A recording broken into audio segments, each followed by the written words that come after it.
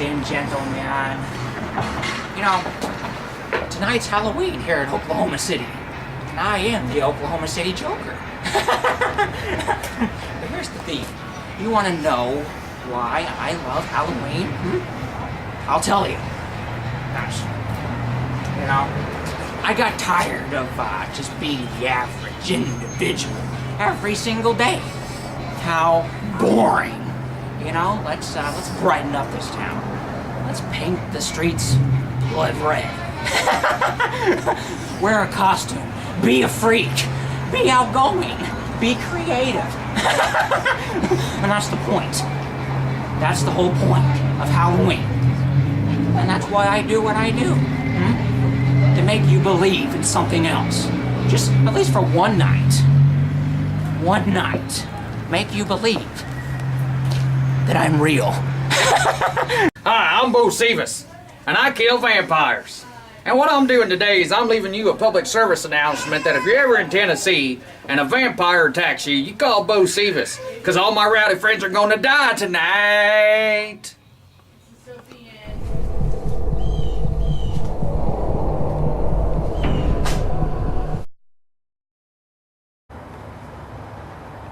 Well, tell us a little bit about your establishment here. Well, this is 1512 Terror Lake Road. You're in the cemetery. We've been doing this for 9 years for the community of Moore. We're a completely non-profit haunt. We don't charge anything, nor do we want donations. Although, you know, some people have tried to give us money, but we just basically do this for children so they can have lasting memories. I remember when I was growing up as a kid, going up and down the streets and trick-or-treating and it being a blast. And it's come together nowadays. It really isn't like that. So we decided to do this so children can remember, hey, remember that house down the street? And yeah, that's what we do. Halloween was last night, and we probably had about 250 people. Not exactly the biggest nights that we've had before. The best weekends we've had over 700. So, but I put this on myself, and the wife and my daughter and all of our friends and family get involved. We have anywhere from 15 to 25 actors. It takes place in our cemetery, our double car garage, through the back of the house, through the whole backyard, and up the side over here. Of course, this is in Moore, Oklahoma. Absolutely. So did the tornadoes affect your establishment at all, putting it together? It was a twofold thing of what it did. One, it was completely devastating for the community. But what it did here is it blew down our fence, and it blew down our 24-foot pool that we had in the backyard. So we took advantage of the extra square footage that we had in our backyard and created what you'll probably see tonight. And we kept all the old fence panels, and we created walls and tunnels in our backyard using our old fence panels. Tell us a little bit about your magazine that you have. Well, I publish Haunt Nation magazine, which is the free downloadable e-zine. All you have to do is just sign up. We don't sell anybody's emails or anything like that. We publish every other month, hauntnationmag.com. We have very well established people within the community of horror and haunt that contribute to it. Leonard Pickle, who used to be the owner of Haunted Attraction magazine, and he's at haunttrepreneur.com. He also owns findahaunt.com. He contributes. We've had Roy Woolley from Face Off, 2 seasons of Face Off. He's a contributor. The upcoming issue, I'm going to have Constance Hall contribute. She's the daughter of Cleve Hall from Monster Man on TV. So we get various people that donate their time to write articles and how-tos. We review haunts, horror, independent movies, haunt listings. I mean, you know, we just cover everything. Hey, would you mind giving us a tour of your place? Yeah, absolutely. You start into the clown room. We usually have an actor in here in an oversized clown costume. God, it's creepy.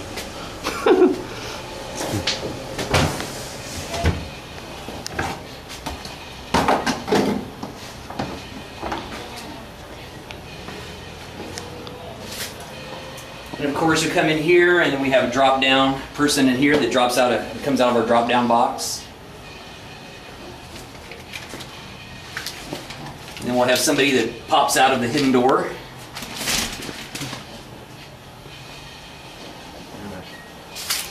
This is our laser vortex, but I don't have the laser on right now. And you'll come in here, the first thing you'll smell is rotting decay. And then you come into our torture area.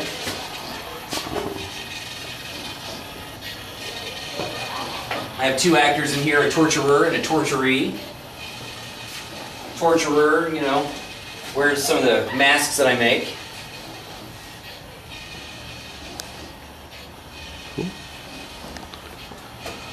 And after being thoroughly scared in here, you'll come into our voodoo bayou. Well, we have 3 voodoo priestesses that'll be in here. Watch your head.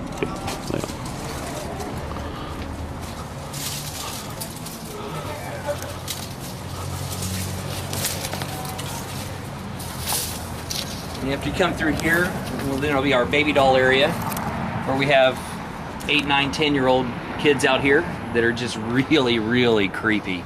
Painted up as baby dolls.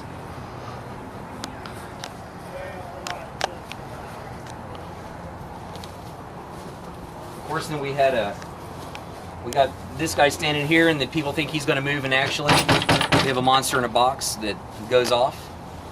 Nice.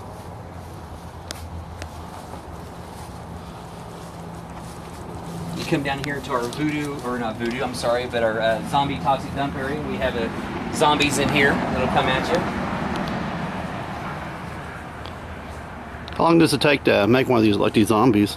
That didn't take very long, a day maybe. It's just a mannequin, great stuff foam, and an old mask that I bought, you know, filled with great stuff, and just paint it. Some old clothes from a thrift store. You come through here.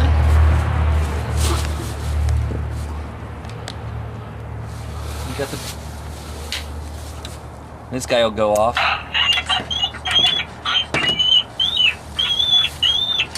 And as they're looking at that, we have somebody behind the fence that hits them with compressed air. Watch your step coming right in here. Sure do. You got a soft, kind of boggy kind of thing. Then they'll come into our spider's lair.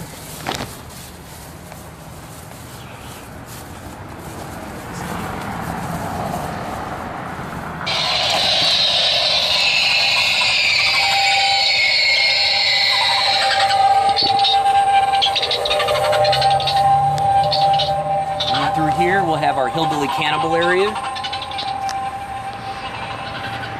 have a guy that comes out this with a chainsaw, but we'll have a distraction over here. We have one guy that comes out over here. You think everything is cool. All of a sudden, the guy with the chainsaw pops out.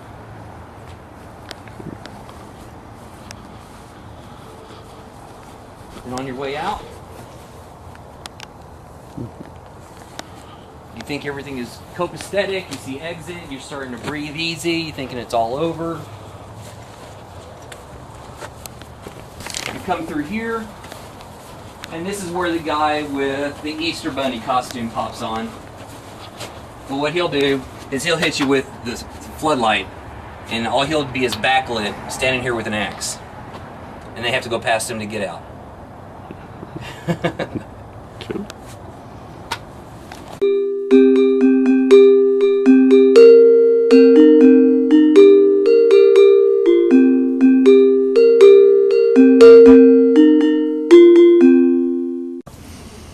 When I think of Halloween, I think of, this is corny as hell. I was 5 years old, and I dress up like Dracula, and I had like a little cape and everything, and I go door to door and trick or treat and everything. When you're that young, things are much more scary and much more intense, and your imagination is that, you know, much more powerful. And as an adult, you know, a lot of us kind of long to have that again, but you're also appreciating it as an adult would, the nuance and the detail and the backstory behind the things. That's why horror movies are so appealing to a lot of us. It's also why this particular song, Bellagossis Dead by Bauhaus, has a connotation to me. It makes me reminiscent of my youth as a teenager, listening to Bauhaus religiously, hanging out with, you know, my friends and everything, and all the horse assing around that we used to do. And there's also the mystique that is a big element for me. that band had. And that song conveys a lot of that mystique, albeit in a very cheesy way. But they were like androgynous, like the Ziggy Stardust thing, but it was dark.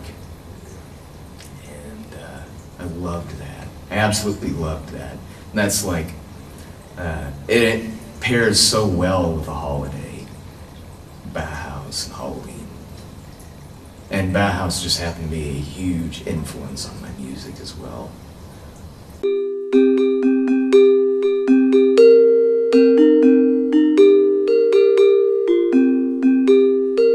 And now presenting Kali Ra.